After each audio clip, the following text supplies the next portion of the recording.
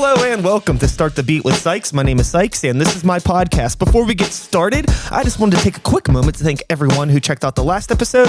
If you're one of those people, I hope you enjoyed the conversation and thanks so much for coming back. But for those of you out there who are new to the show, welcome. Feel free to make yourselves at home. And as always, there's beer, soda, water, coffee in the fridge. Cheers. A little Sunday morning sip. Yes.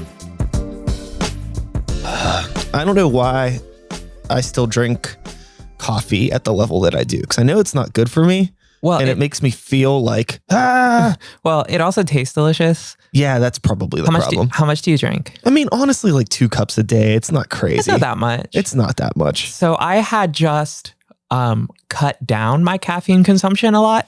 Like I used to be like really bad with it, like 3 cups of coffee in the morning and then a Red Bull on the way to work. I work like night shifts. So at like 3 p.m. I'd have a Red Bull. And then around 6 o'clock, I'd make a pot of coffee and just drink it all night. And then eventually I realized that like during the weekends when I wasn't having all that extra caffeine, I would have like giant headaches and like couldn't hang because it like would feel really shitty. So I decided to just like cut it all back to 1 cup of coffee, like in a day. I just did that. And I had like migraines for so long and it took like 2 weeks to get rid of it. And now I'm a normal person. Congratulations, me. And speaking of the applause, Chloe, thank you for being here. For anybody that doesn't know you, why don't you give a quick rundown on who you are, what you do, and why we're here to chat today? Sure. I'm Chloe. I have a band called Arent and a couple others, but we're not talking about those today. Okay. And I don't know. We're here to hang out with you. Cool. So we've known each other for, I don't know, we've been acquaintances for a while. Yeah. And you've been an active member of the Pittsburgh music community for a very, very long time. And let's just start with, how are you holding up in the COVID times? Actually, I feel kind of, in a way, like privileged in that my life hasn't really changed a whole lot outside of like not going to shows. Like I never lost income. Like I didn't lose my job or anything like that.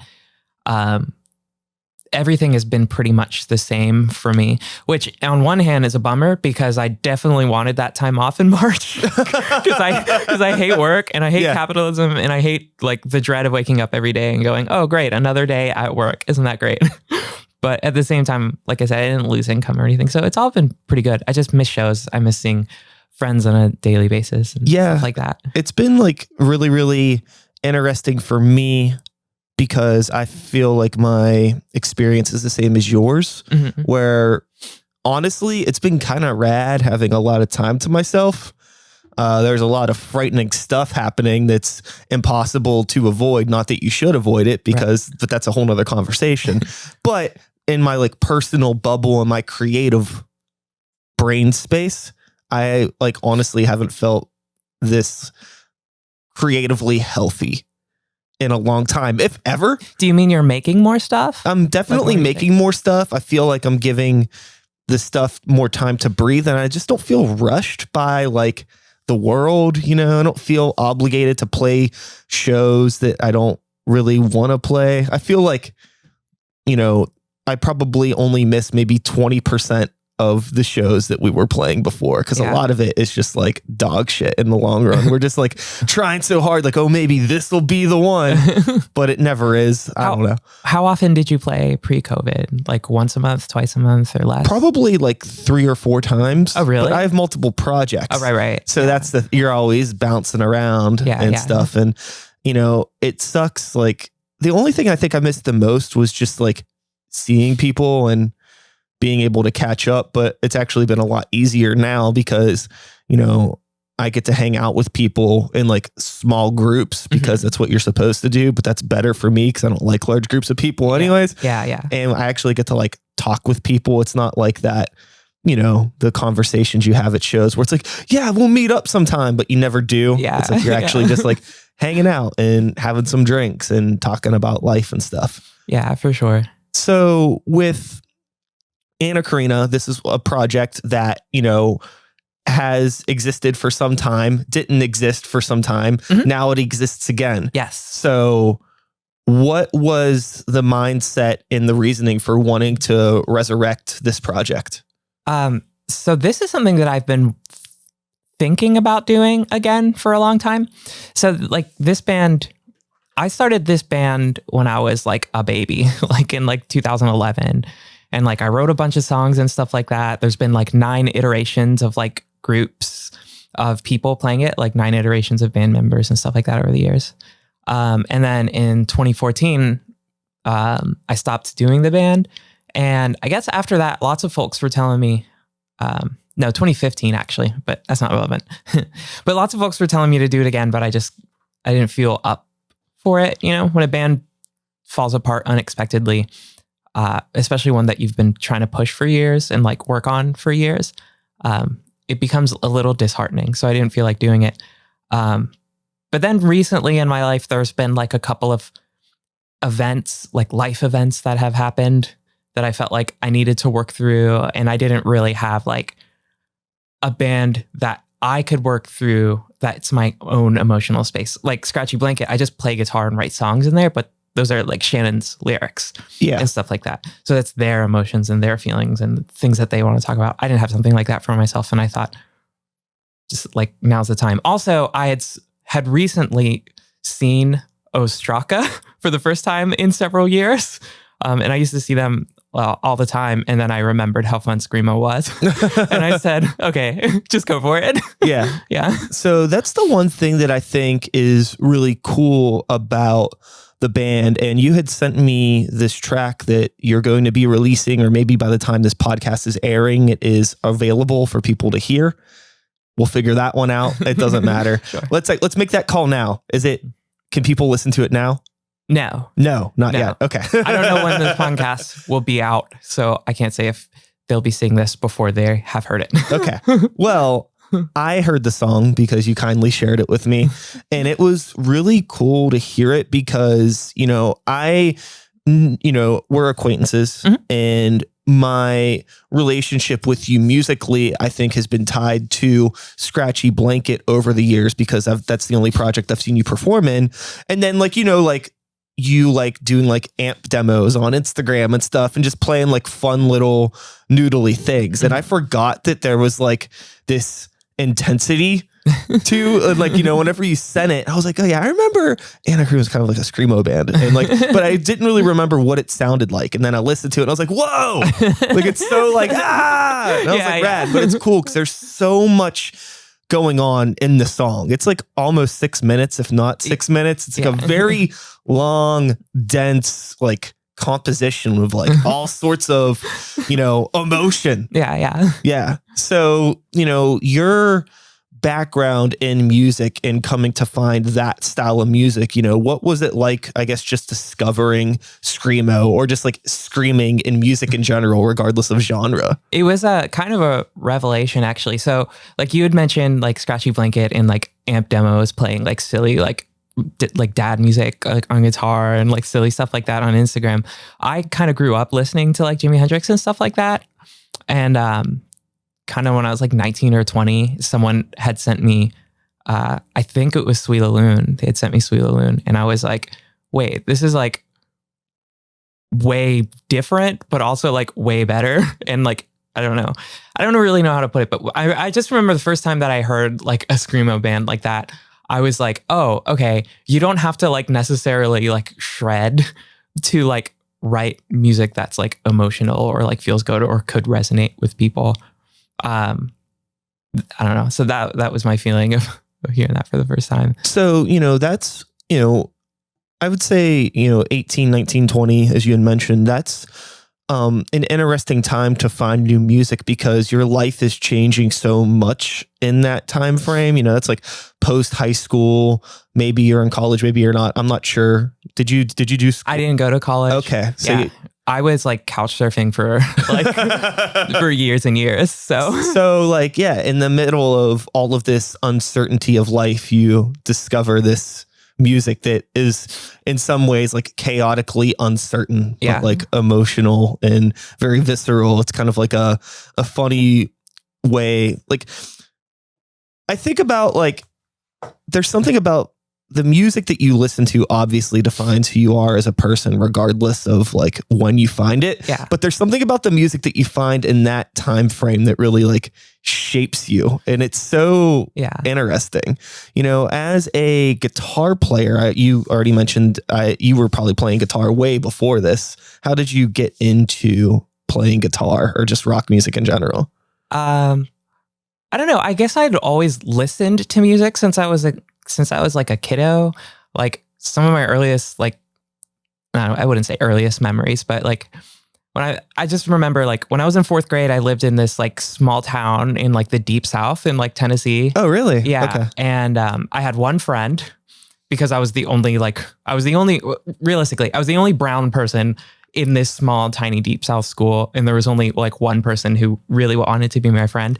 And when we would hang out, we would just like sit in his room and listen to like Korn and like Cold Chamber and all this stuff. Just like little brooding 9-year-olds in 4th grade with like Korn posters and black lights and incense, like just like feeling so tough. so like that's like what I was doing, like growing up, just like listening to music and that being like a big part. But it wasn't until I was like 15 years old when I went to another friend's house several years later, obviously. And this person had a guitar. And that was actually the first time I had ever seen a guitar in real life. And I thought that was really cool because all the music that I listened to like had guitars in it. And it's obviously like a really iconic instrument. And I picked it up and started noodling with it. And I taught myself a song, probably taught it to me incorrectly, but it was correct by my ear. What song was it? It was Ever in a Day by AFI. Okay. Yeah. Tight. Yeah. So I had taught myself the beginning of that. And I don't know, it had just immediately clicked with me because I was interacting with this music that I loved and listened to all the time, but I was interacting with it in a different way that I was used to. And I loved that. I felt more a part of this activity that I used to love doing. Like passively absorbing music was something that I like to do. Now I'm actively absorbing it. I'm sort of like making it myself. You know what I mean? And I was like, oh, this is really cool. Yeah. And then I came home and I asked my dad for a guitar and he said no. And, but it turns out that he was just trying to fool me. 2 weeks later, I came back from some trip that I went to and there was like a guitar in my room and he said, surprise. Hell yeah, Dad. Yeah. That rules. Yeah. So, you know, over the years of starting to play guitar and learn the instrument, you know, something that I've observed with you as a player, I feel like there are guitar players who like they let the instrument control them and like their abilities are really like hindered because like there's like a certain comfort level that you could tell that they don't have with the instrument.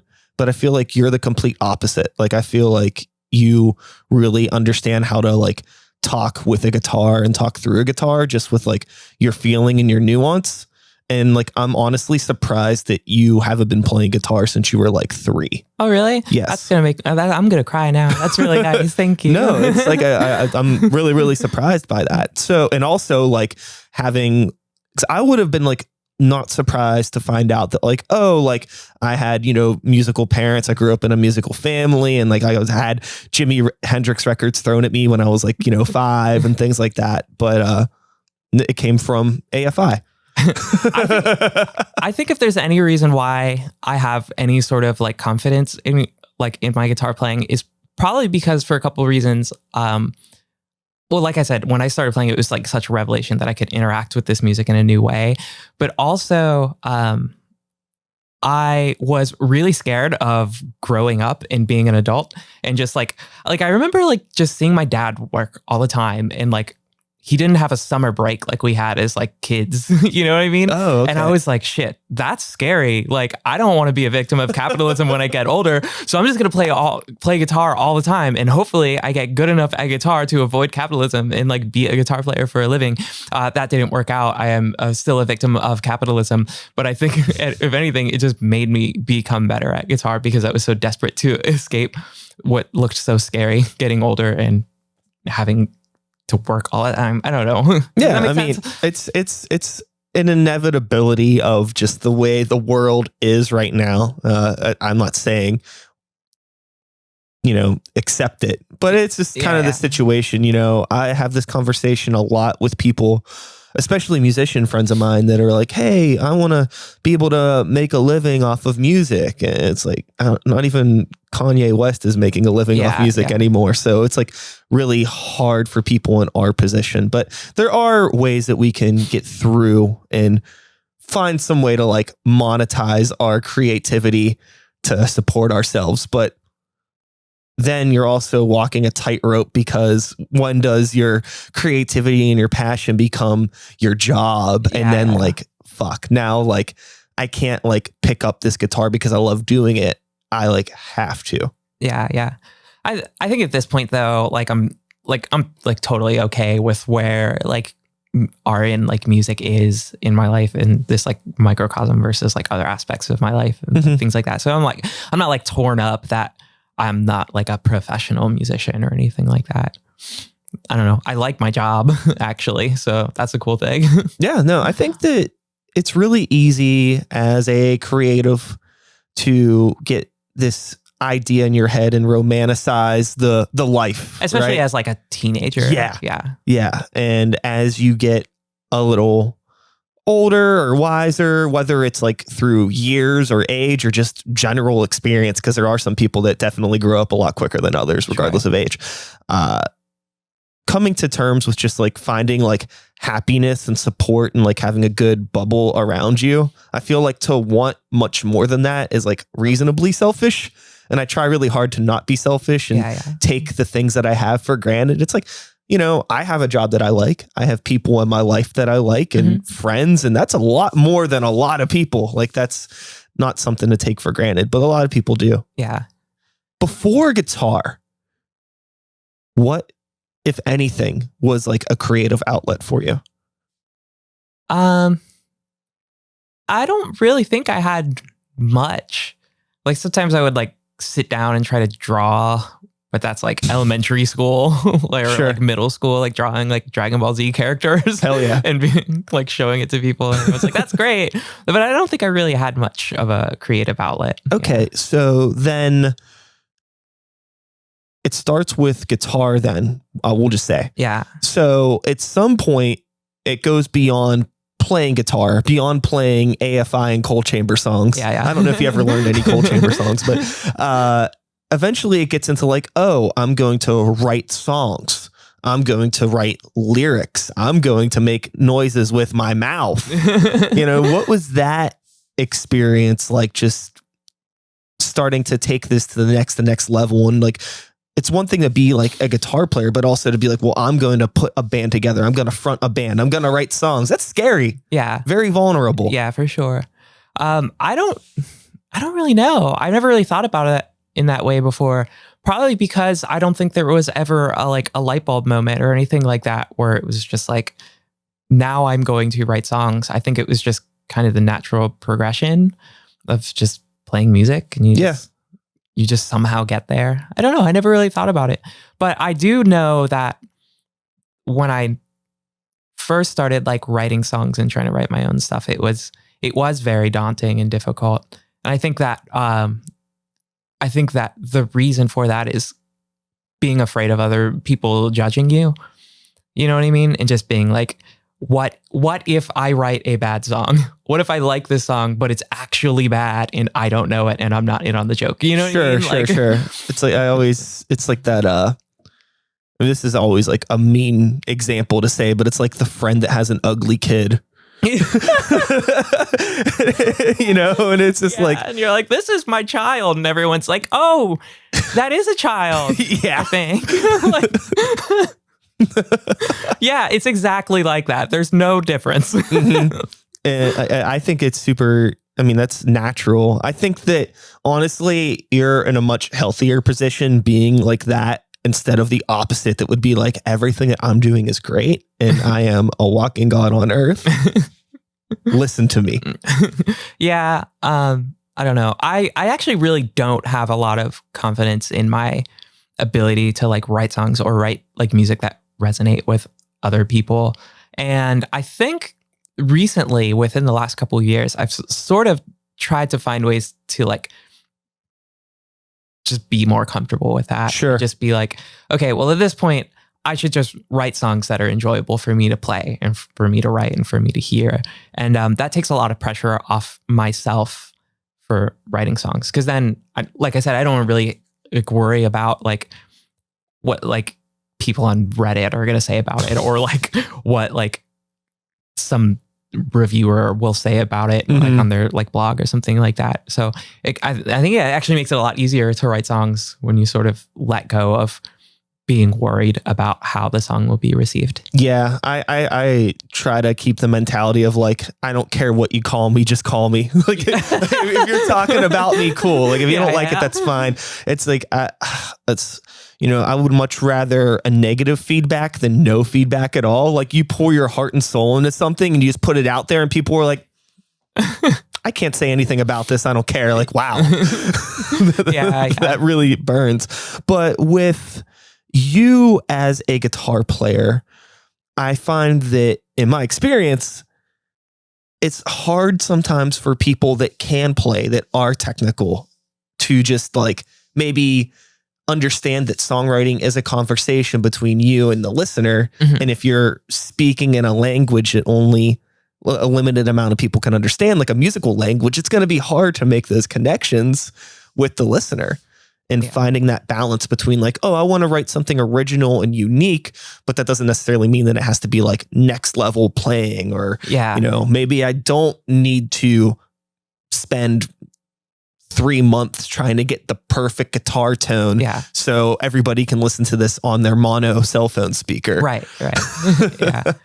I don't know. I definitely think there's a balance, but maybe some people might disagree with me, but I don't think that music has to be groundbreaking for it to be good. Someone just has to like it. Yeah.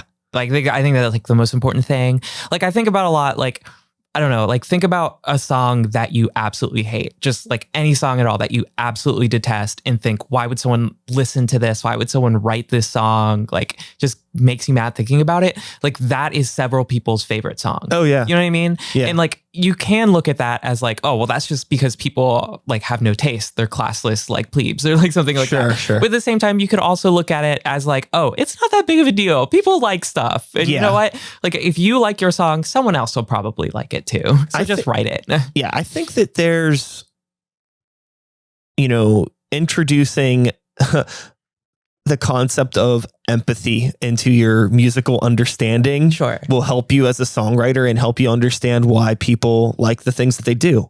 My least favorite song of all time is All I Want to Do Is Have Some Fun by Sheryl Crow. I absolutely detest that song. There's nothing wrong with the song. It's just one of those things. It's just like, there's that stupid twangy guitar in it. And like, she's like half like rapping, half singing in the verses. It just has that like, it's so like, oh. Well, here's the thing. I think that song rips. Every time I hear it, I'm like, hell yeah, me too, Cheryl. Like, well, that's the thing. Like, you know, that's like coming from like, you know, 20-year-old Brian, right? Yeah. But now I can listen to it and I could be like, you know what, this is catchy. It's fine. And yeah, it has a good vibe. Like, why am I going to be a brat about this?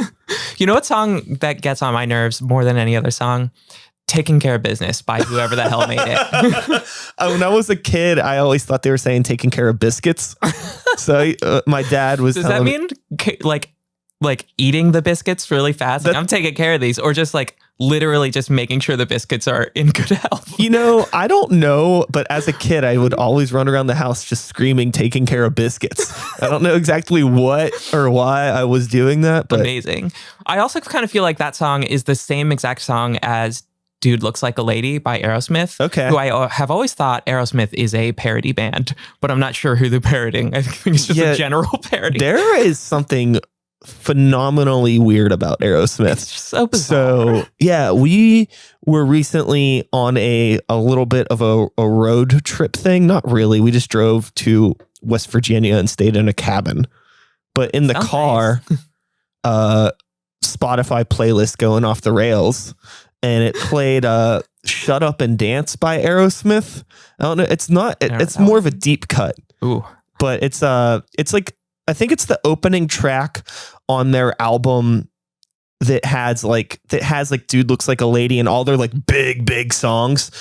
But the production and the songwriting, it's so weird. It's such an uncomfortable song.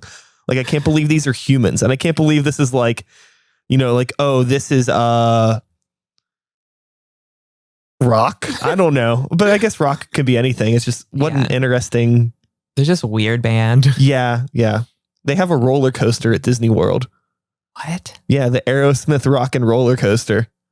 That's so weird. This just like I don't understand. Like are you really like a musician, an artist? Like at that point, like I don't get it. That's probably like a weird, I don't know what I'm trying to say or how to put it, but just like think about like all your artist friends or people who are in bands and like they're making their music and the way they feel about songwriting.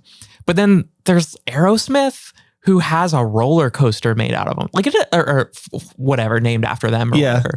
Like, does that even feel like a band? Like, it's like, it does transcend. It turns into something else. You know, I think that there is like a quality to it that's kind of like a Kiss or like you know, like you could buy Aerosmith action figures. I'm sure there's a Steven Tyler action figure somewhere. I'm certain. Yeah. It's definitely becomes like a brand outside of itself. Yeah, I'm looking it up, by the way. We could actually probably just look it up on here if we would like to.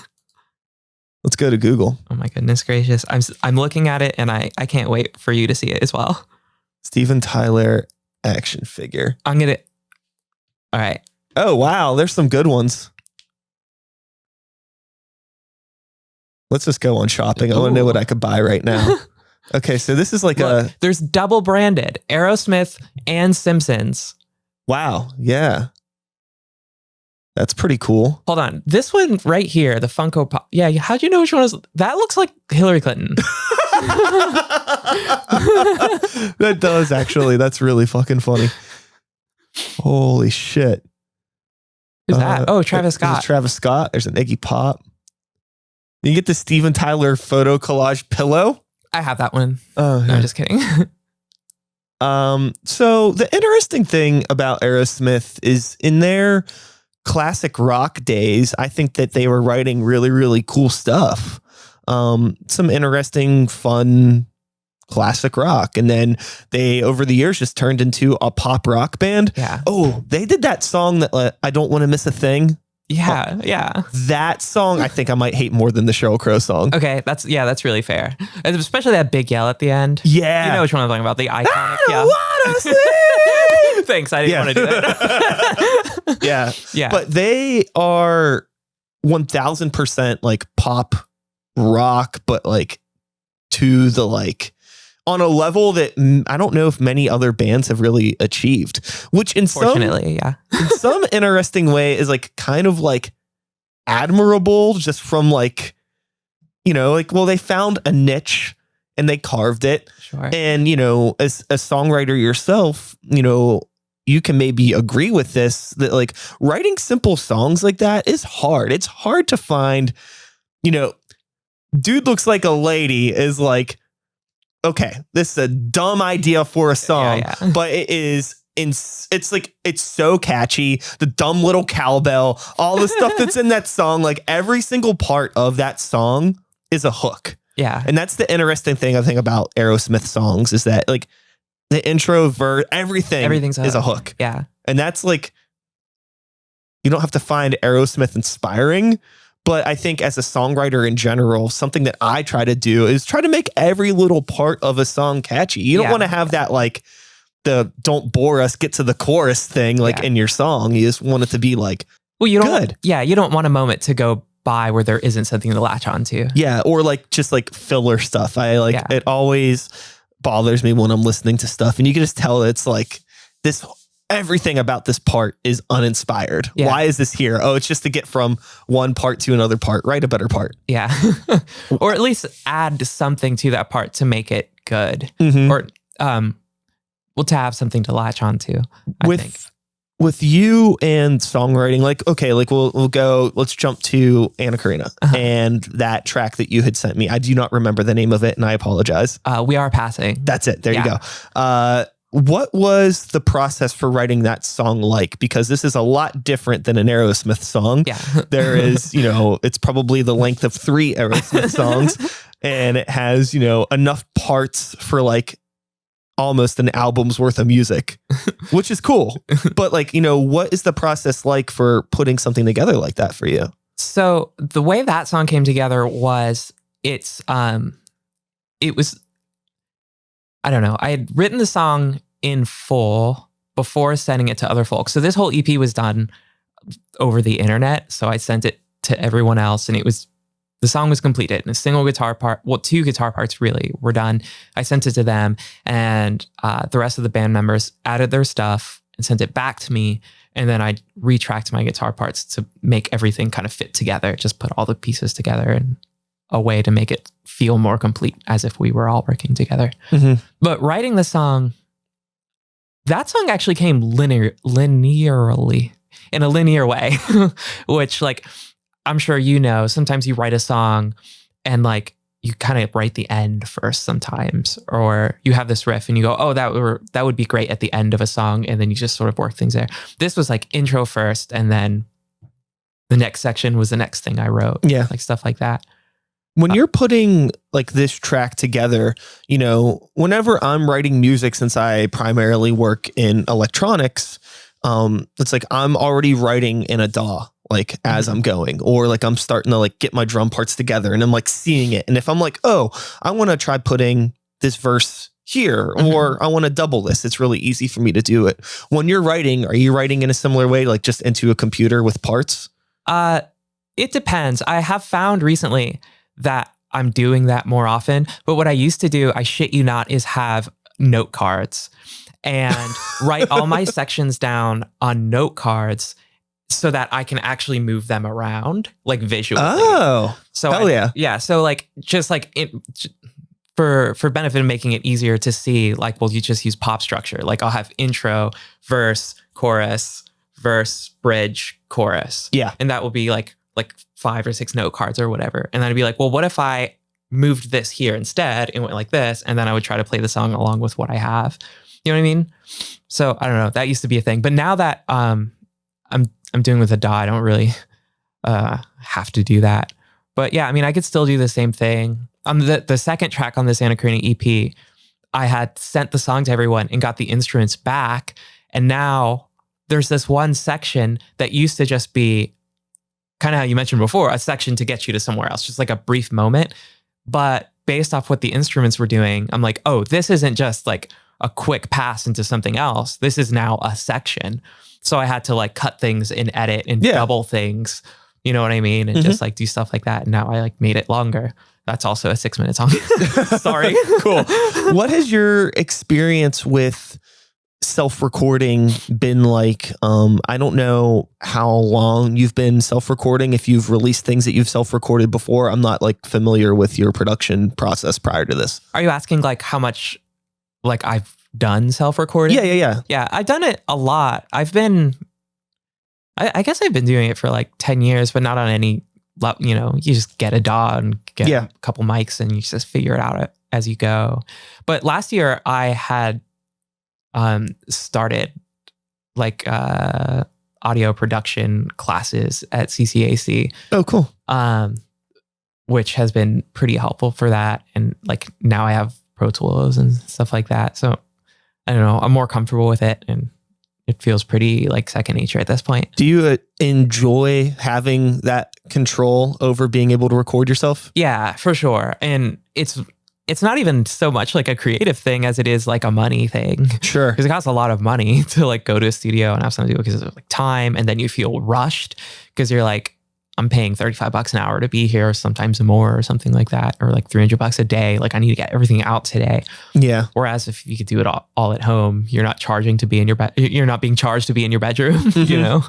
So. And I think too, like, cause you're someone that I assume is a bit of a tone nerd. Mm-hmm. Yeah. And I feel like if you really want to dive into that, like diving into like recording and like mic placements and like really learning, like, you know, oh, just because this sounds good to your ear doesn't mean it sounds good to the microphone or the speakers, and like learning how to adjust for like to get what you really want. Yeah.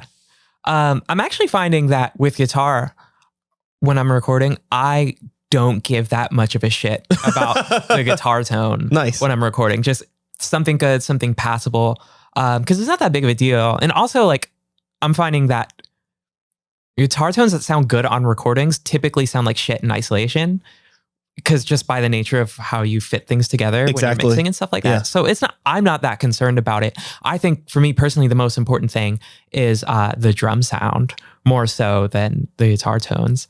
So the drum sound and like, I guess the vocal sound too. But I really think like the snare is like one of the most important things. Mm-hmm.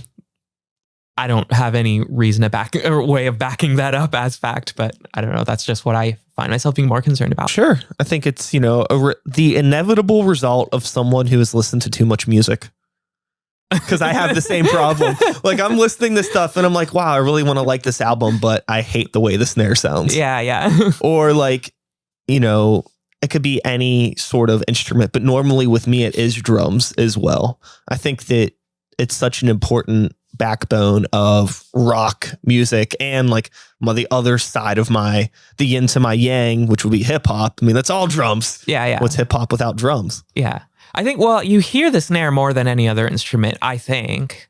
I mean, like a lot of songs, like if the guitar is cut out, most of the time that like the snare is still going, or the drums are still going, or like things like that. So it's just ever present all the time. And I think it also can change the sort of like character or personality of a song based off the drum sound. Totally. So I don't know. Yeah. I mean, I am finishing up mixes for the Normal Creatures album, and I completely changed all the drums on it in the past month. Mm-hmm. And it sounds like 1,000 times heavier just from replacing the kick and the snare sounds. Mm-hmm.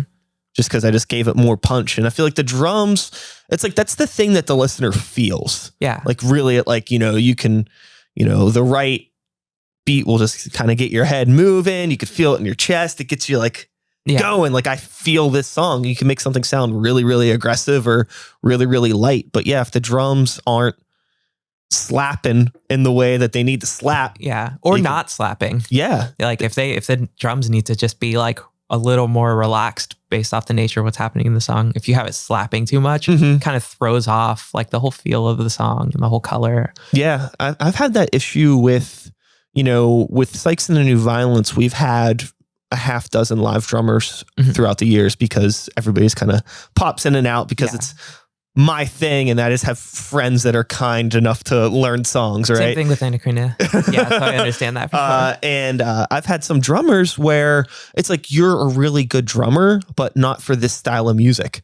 And like, they're playing the song technically right, but the feel is completely off. Yeah.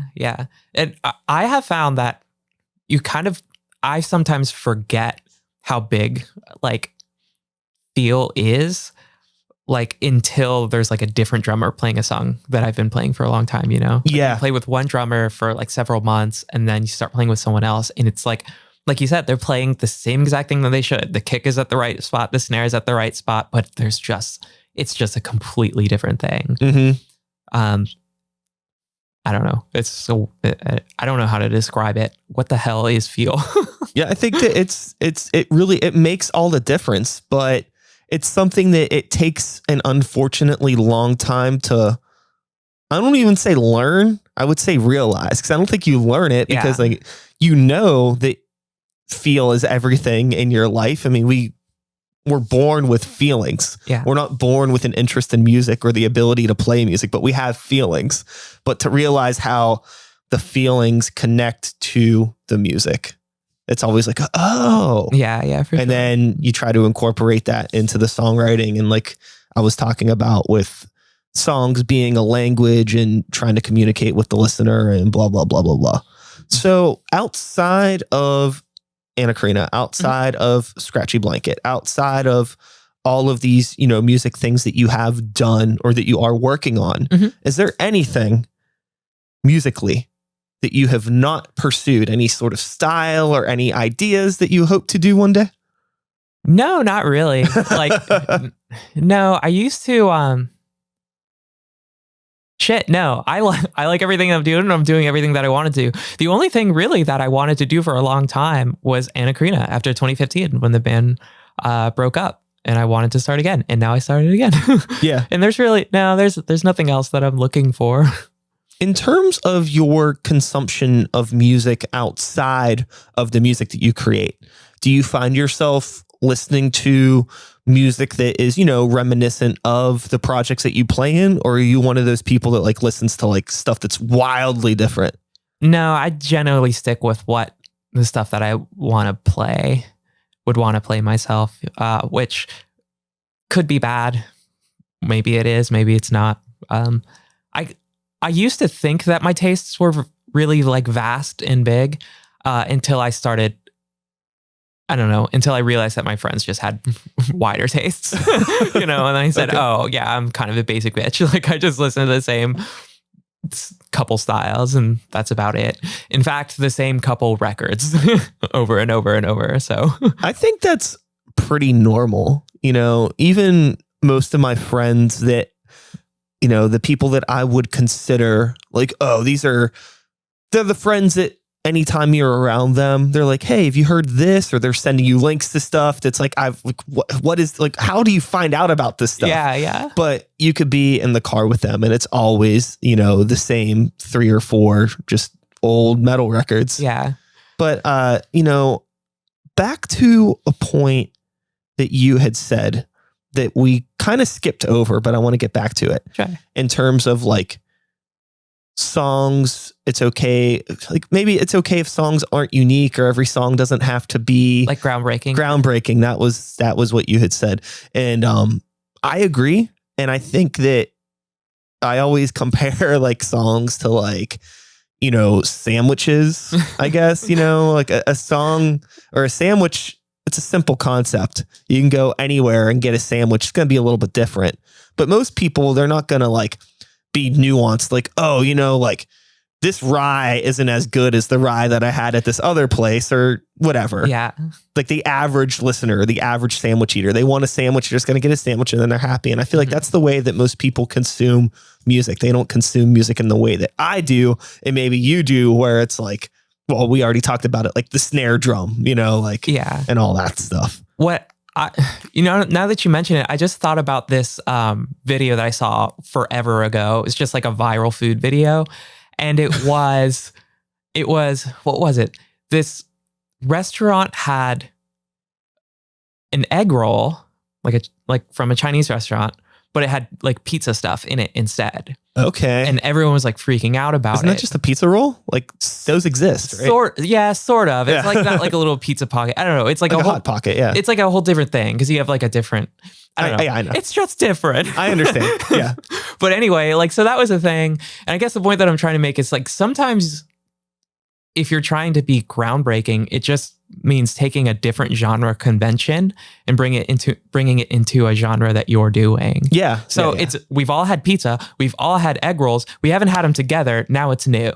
You know what I mean? And sometimes you could do that same thing with music, whether it's song structure or like tones or, I don't know, it's just any aspect of music that isn't in a specific genre. Mm-hmm. Like genres, what makes a genre? This thing, that thing, and that thing.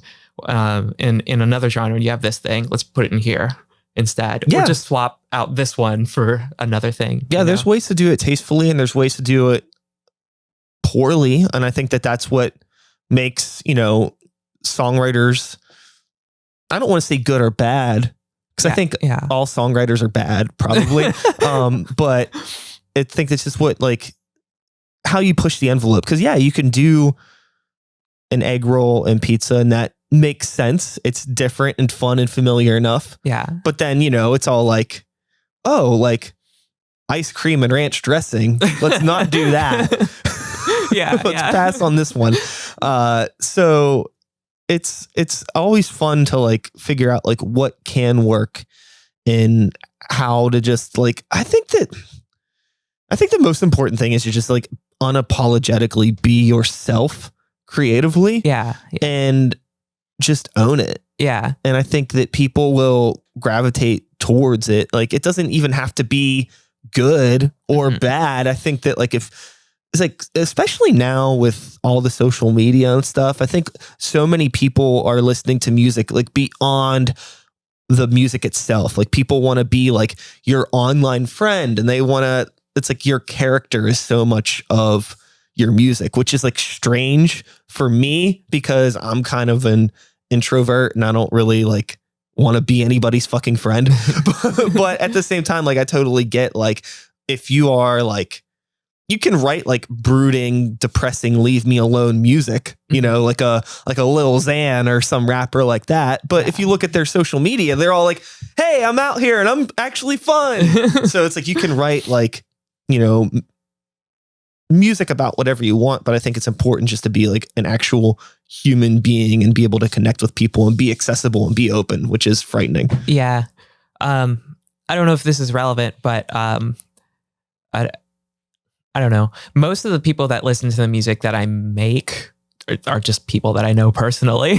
Yeah. So that kind of takes away some of the, well, number one, some of the I'm so good at making music like ego thing that you could sometimes like fall victim to, but also takes off some of the pressure that like my homies are going to like my music just because they like me and they're proud of me for doing it. Yeah. You know what I mean? So it's like, I don't know, then I'll just write my song. I don't know. My reach is pretty small. So just have that sense of proportion, sense of perspective, and just write the damn song. Yeah, I think that that's a good spot to be in. I try to be very realistic about, you know, what this is and what I'm doing. You know, I've been doing this plenty long enough that, you know, I don't think some sort of surprise rocket's going to be propelling me anywhere anytime soon. But I think just in general, it's interesting just to like see how other people operate in the music scene. And I'm doing this podcast and I'm talking to people all the time. It's just interesting to know how like artists' brains work. It seems like you're in a fortunate enough position where like you've just focused on the art and the creativity and like you're kind of fuck whatever else. Like I'm not fucking worried about it. Yeah. I mean, I've had conversations with people where it's like I can talk to them for like 2 minutes about music and 2.5 hours about social media marketing. And it's like, wait, aren't you a musician? Yeah. What is this? I don't understand that. I don't know how to release music. I've never done it right. I've always just like, I know people say there's no right way to do it. I think there probably is though. I do know that, I don't know. All I've ever done was just like put something on Spotify or put something on Bandcamp and then post a status about it. And you know what I mean? And then people are like, no one's going to listen to that because the algorithm's going to fuck you over. Yeah. Like, I don't know. That's what I did.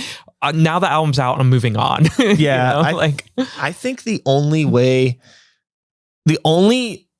answer to saying the proper way to record or release music is money, to be completely honest with you.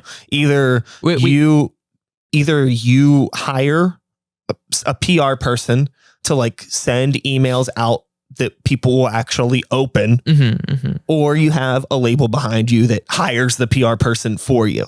That's really it. Yeah. Like you can do what so many people have done, what I've done, where you do the work yourself. You know, you can send the emails yourself. You can make up your own fake manager thing. Like, oh, you know, Jeff and I'm Brian's manager, but just me, because like, you know, people get these ideas where like you can like trick people into listening to your music, but you really can't. Yeah. It's like it's like, I don't have the time of the day to open up all the emails that I get. And this is just like you bought a DVD from us 3 years ago and we're still sending you emails, or like, you know, the light company, like, watch your electricity, you used 20% more this week. Like that's the bullshit I get. Yeah. And I'm just a normal, boring turd. But it's like, you think of all of these fucking people that like run blogs, you know what I mean? Like you don't like, you know, Sarah, whatever at Pitchfork, like the only email that Sarah's getting today is you and your band. Right.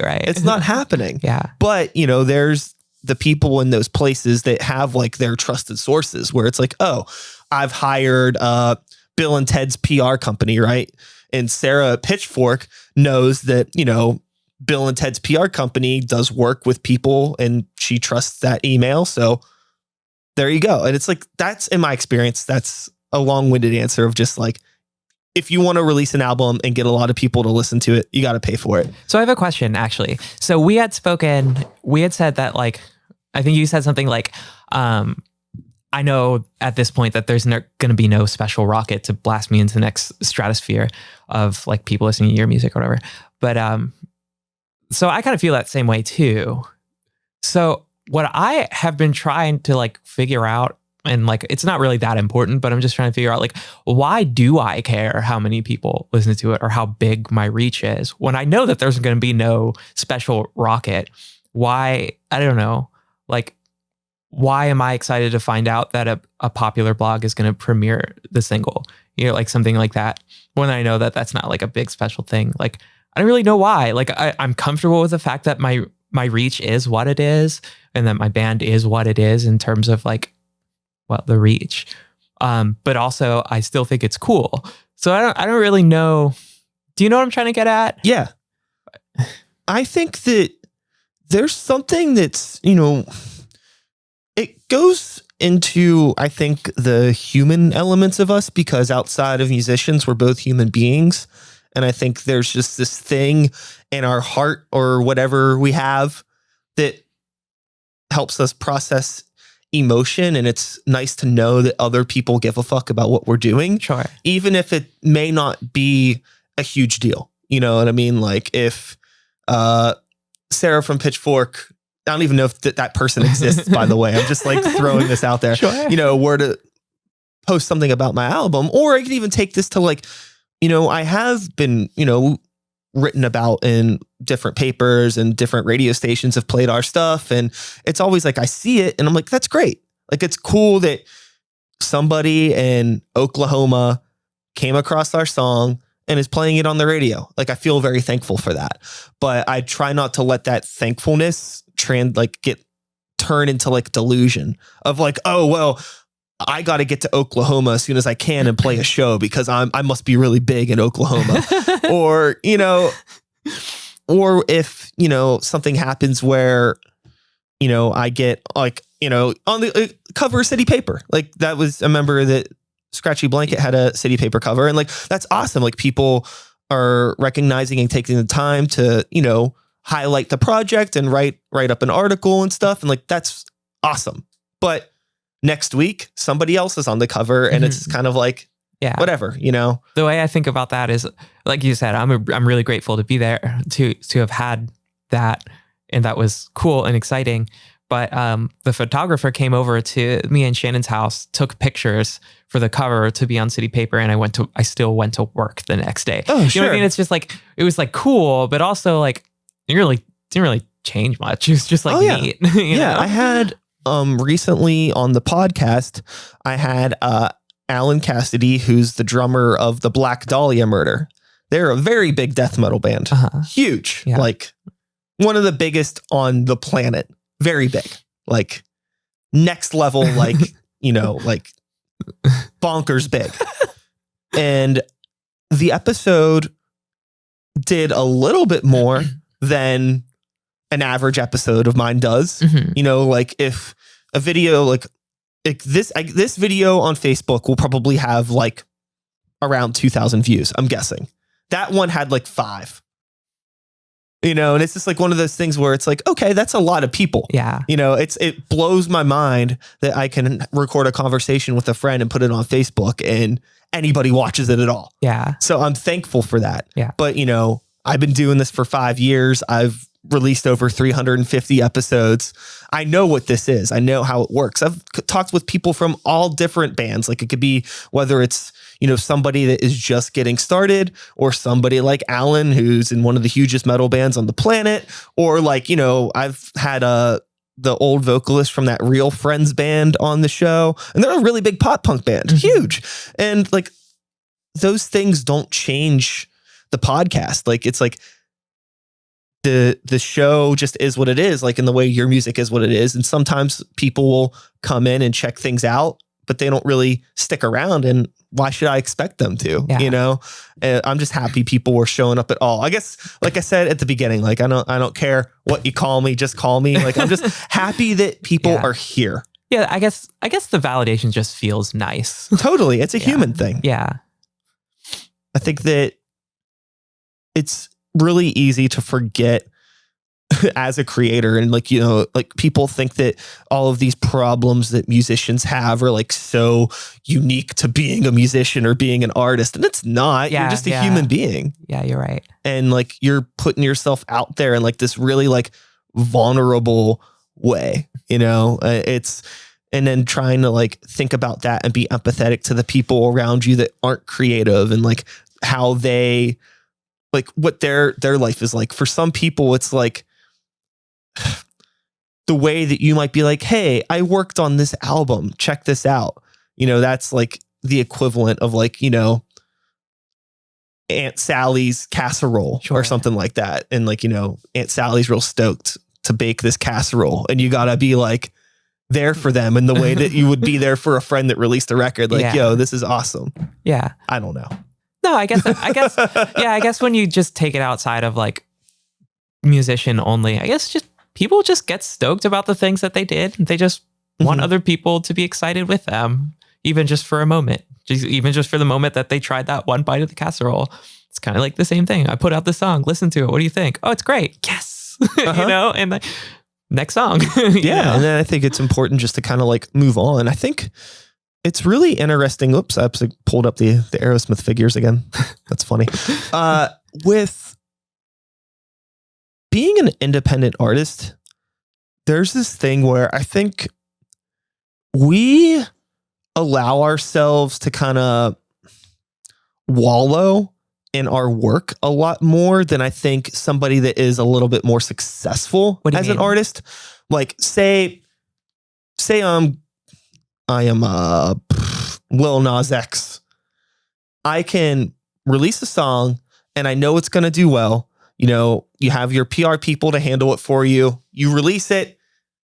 It fades into obscurity after a couple weeks, but then it's like whatever. But for us, it's like we're like constantly sometimes trying to get people to listen to something that maybe we put out like 2 weeks ago, 2 months ago. And it's like, you're like constantly like latched on to this material where you can't just let it go. Yeah. You know, like you're still trying to get people to hear it. Whereas somebody that's really successful has the ability to just put something out and then move away from it, and they can focus on the next things. And sometimes as a result, it makes it really hard for us to be consistent because we're trying to do so much ourselves. Like we're trying to write new music, record new music, release it, but also like it could be really discouraging when something that you released 2 months ago, 2 years ago, people haven't listened to it. And there's still this part in your brain. It's like, well, maybe if I just email some more people, or maybe if I make another post about it, or maybe if we film a video or something, like it can get really like, it could stop you from growing because it's harder to let the material just go. That's interesting. Because for me, I never really go, maybe I should send another email or do another post about it. For me, I guess the reaction is always just, I never thought about this before. The reaction is always just, I should just do a better job next time on the song itself. You know what I mean? I didn't play guitar good enough. I think that's, I mean, I wanted to say, I think that's the healthy reaction. Might not be, but I think I agree with you, because there's the other side of this social media conversation where people are like, the algorithms are holding me back. And if only, you know, people could hear this stuff, they would like it. But simultaneously, you'll have people that say like, oh, well, nobody likes my music when I post it, but I could post a picture of, you know, my pet, and people like that. It's like, okay, it's not the algorithm. It's just that nobody cares about your music. Like, I am sorry. But yeah, do better. I think that if you write music that people can relate with in some aspect, it can go like, it'll get shared. It'll get pushed around. Yeah. If it is good, you know, like you remember Rebecca Black's Friday? Yeah. Like, that's not a great song, but it was relatable to a certain demographic of people, and it blew up. Yeah. You know, she didn't have there was no algorithmic, that's not, algorithmic strategy that 14-year-old Rebecca Black had on YouTube. You know, it was just, that's actually a really fascinating story if you ever are bored. And like, there's a video that I saw on YouTube about the story of that song. Like how it blew up? Yeah, it's really, really cool. But anyways, yes, writing good music, I think, is the most important thing. And I'm on that side of things now, where over the years, especially over the past 3 or 4 years, where social media has become so much more relevant, like to the point that it's like you can't even argue it. In releasing music in so many different bands and doing the same thing for each project, because like I'm kind of band daddy, and I'm always the one that creates I do all the like graphic design or the flyer stuff, and like I'm the one that's usually posting everything. So I'm doing this for 3 different projects at the same time, usually similar things, you know, like making sure the promos look good, making sure the album artwork looks a certain way, making sure the music quality control. Right. And some things do really, really well, and some things don't.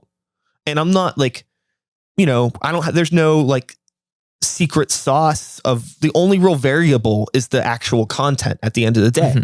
And okay, it's like, well, there are people that like Greywalker. There are people that like heavy metal, and we have found that target demographic. And then for like Sykes and New Violence, it's like, nobody likes this, but like, I don't even know who the fuck I'm writing music for at the time. You know, it's like, who wants to listen to this? I have no idea. I like it because I'm a weirdo, but like, who do I market this to? I have no idea.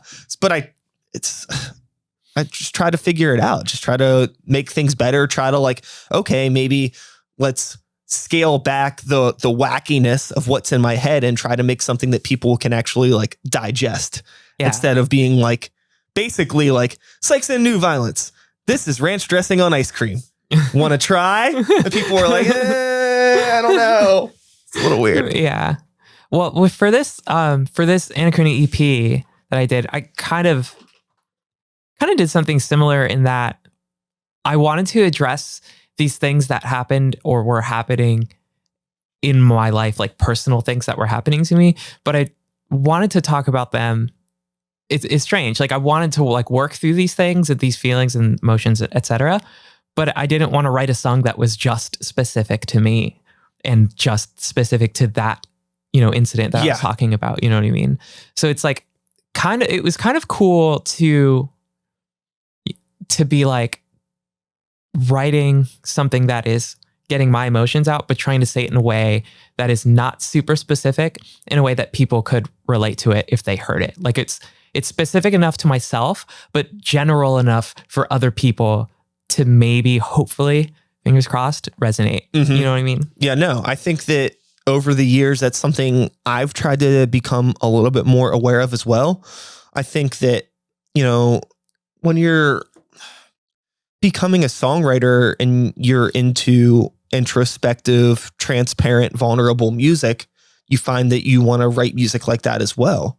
But it takes some time, I think, to understand that like the reason why you were able to connect with the music that you did was because it wasn't written from some obnoxiously selfish viewpoint.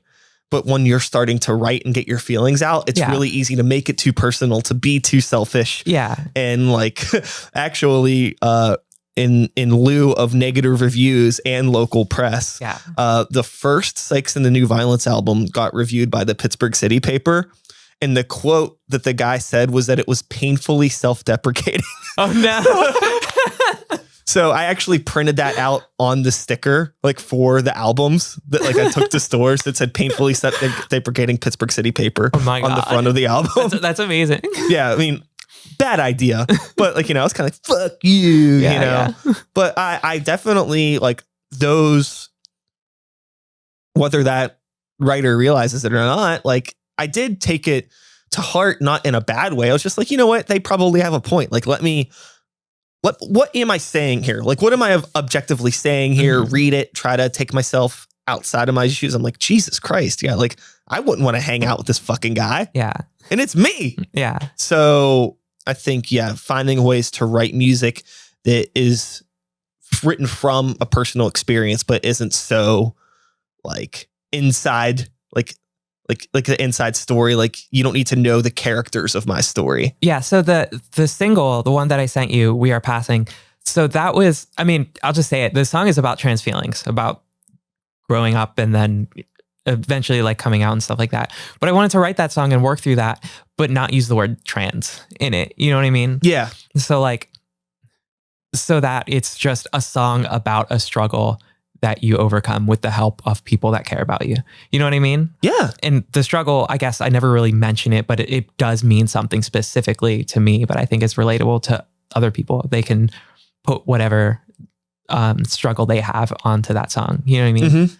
So I don't know. I tried to do that with the songs on the EP for both of them, you know? I think with, you know, again, just being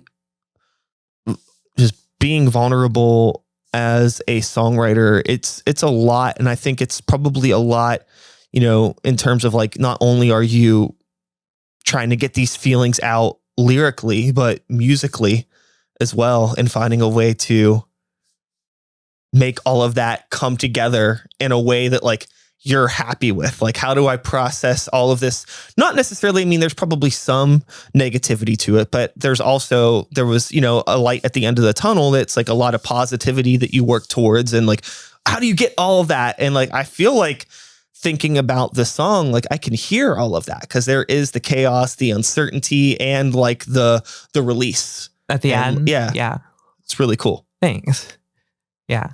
That, I just tried to write that song in like, in sections, meaning like, how it feels to be closeted, how it feels to come out, for the first time to, you know, to someone you care about, and then like the after effects of that. And it turns out everything's fine. Sure. So, yeah.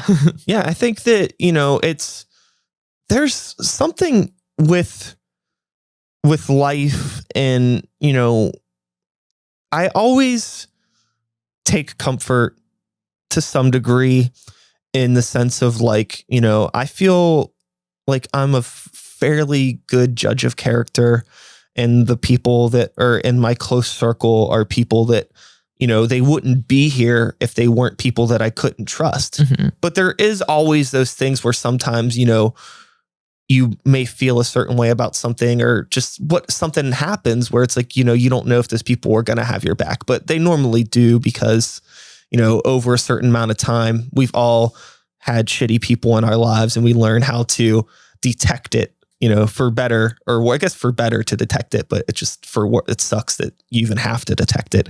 And finding that, that people are genuinely not that bad, as long as you are very, very aware of like the environment and the surroundings that like you put yourself in.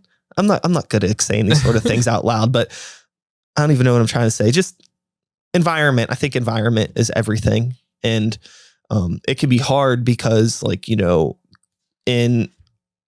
I've been thinking about this a lot recently, actually, in terms of like coming up in alternative subcultures that like attract not the best people all the time, because it's like, yeah, cool, punk rock, yelling, angry, or hardcore, heavy metal. And like, yeah, like I'm covered in tattoos and like, fuck the rules and stuff. It's like, and like me personally trying to come to terms with like, oh, I like obnoxiously immature things, but I grew up.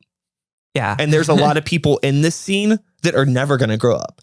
And now I have to wrestle with that because I don't want to leave this scene, but I also have to deal with some real fucking turds.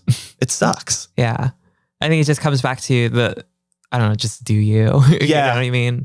It's so straight. And two, like being like a vocalist in a heavy metal band, right? Like, you know, it's kind of like heavy metal in a lot of ways for me. It's like superheroes, where it's like, this shit is for kids. Sure. Like, you can like it as an adult. Yeah. But this is really for like the angsty teen. Punk, hardcore, metal, a lot of that, like finding maturity in it. It exists, but there's a lot of it that is obnoxiously adolescent. And as you enter your 30s, like I have, it's like, well, how much longer do I want to contribute to this adolescent bullshit? It's like part of me and who I am. It's in my DNA, but like, why am I here? I don't know. Yeah. You don't have to answer that question. I'm just having like an existential crisis. It's actually funny because I feel like a lot of this conversation so far has been asking ourselves introspective questions, but to each other. Sure. Why do I feel this way, Brian? You know, like that's just been the whole conversation. I think that it really comes down to, our passion. Like, I think we're both passionate about songwriting and music in general, whether or not we're creating it or digesting it from somebody else. And none of us are getting any younger. And, as life goes on, there are other things that just come into play where it's like, I've been spending pretty much literally all of my free time working on mixing this album, another album that nobody asked for. And like, I'm staying up till 2, 3, 4 in the morning when I got work, just mixing. Yeah. And then like, there's times where it's like, why?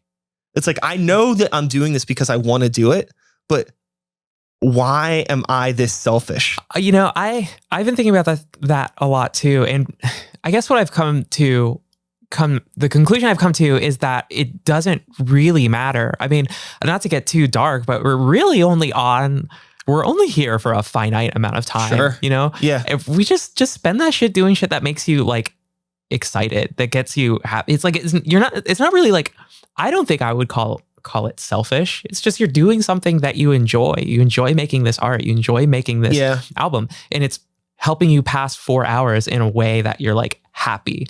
So I don't think there needs to be much more to it other than that.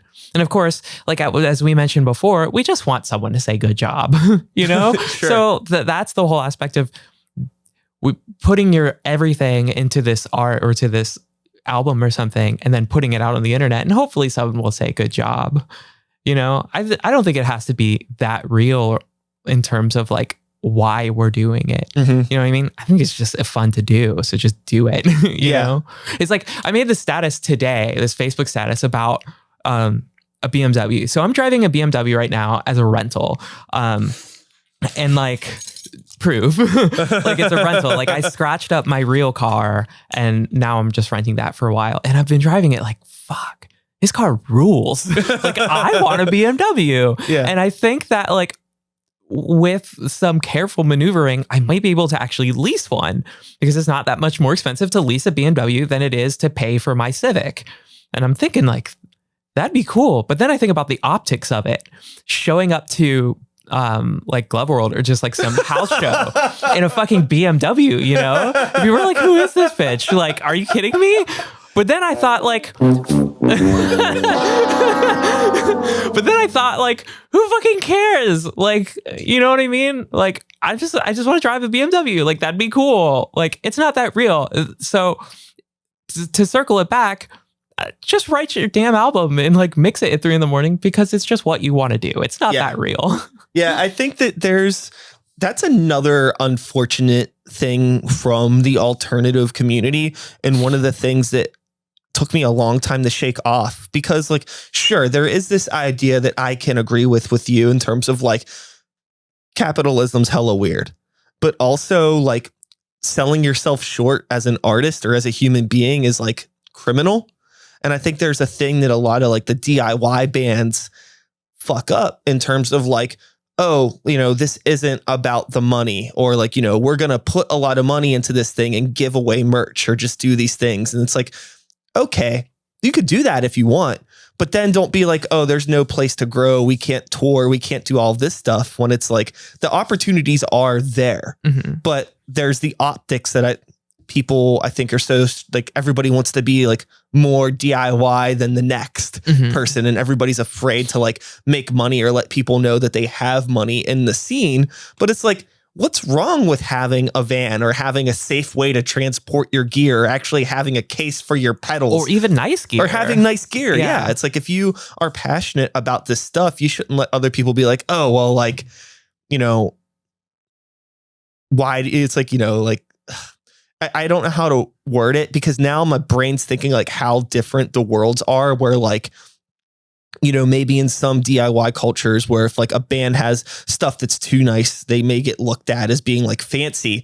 But then like in the heavy metal world, where it's like, if you don't have nice gear, it's like people will like ridicule you. And it's like, that's not fair. Let them work with what they have. I'm like somewhere in the middle. I'm like you, like if you want to drive a BMW, drive the BMW. If you want to sell a t-shirt for $20, sell it for $20. If you have a nice gear, you have nice, Yeah. Why are we worried about this? Yeah. I think some of that comes back to like, I don't really know how to put this, like whatever is important, like morally to the people within that scene. Like, so like, I don't know, I guess a lot of people that I like play music with, like other band, like, you know what I mean? Mm-hmm. People that I play music with, like there's like, you know, we're super anti-capitalist and like anti-capitalism and shit like that.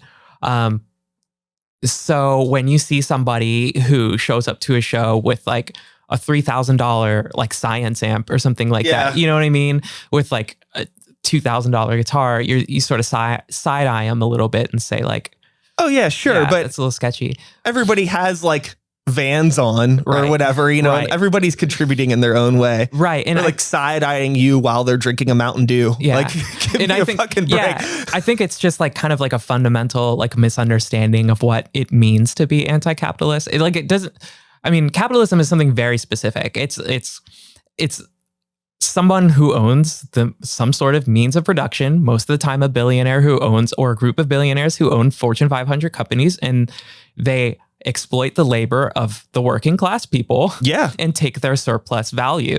It doesn't, capitalism does not mean owning a nice fucking guitar. You know what I mean? Sure. Like, oh, you own a $1,300 Jaguar, you capitalist. Like, no, like this person is still working class. They're still going to work and they're exploited, their surplus value is being taken from them, like stuff like that. I don't know if it's that relevant to our conversation, but I don't know. Sometimes I think side-eyeing is like, I don't know, it's not that real. Just like, I don't know, if someone wants to spend $2,000 on an amp and they have the means to, because they've worked 50 hours goddamn week for like the last like 8 months, like, I don't know, just like stop being mean, just let people live. I'm a very firm believer in like, you know, there's a lot of better things that you could put that energy towards if you really want to make a difference. And you had mentioned it before, you know, we're only here for a limited amount of time. Life's too short, you know, do what makes you happy. So long as it's non-harmful to others. Yeah. Yeah, totally. Yeah. Do what makes you happy. Be kind to people. Yeah. I don't feel like that's asking for too much. Yeah. But, you know, I brought this up recently on another episode. I can't remember who it was with, but I know the idea of like empathy. And I used to say that it's so much easier just to be nice to people. Like, I feel like it's really difficult to be an asshole. Yeah. So why would you be an asshole? Yeah. Shannon says it costs nothing to be nice. But I disagree with that now. In what way? I feel in order to be nice, you have to have empathy and understanding for other people to some degree, and understanding yourself. Like, you gotta sometimes, you know, to really be kind to somebody, like you need to make a compromise with yourself to show that kindness. And I think it's really hard for some people to like face that kindness and to like understand that maybe like my feelings aren't correct in this situation. Or maybe like, you know, because if you feel like you have to be nice, there's usually some sort of an inner conflict, because normally you're just nice. But if you're in a situation like, oh, I should probably be nice, it's like that requires empathy. But that's not like and every circumstance is different. But in some circumstances, I think that's pretty much it. I think it's just kind of easier to like brush people aside, because then you don't have to deal with those feelings. Yeah.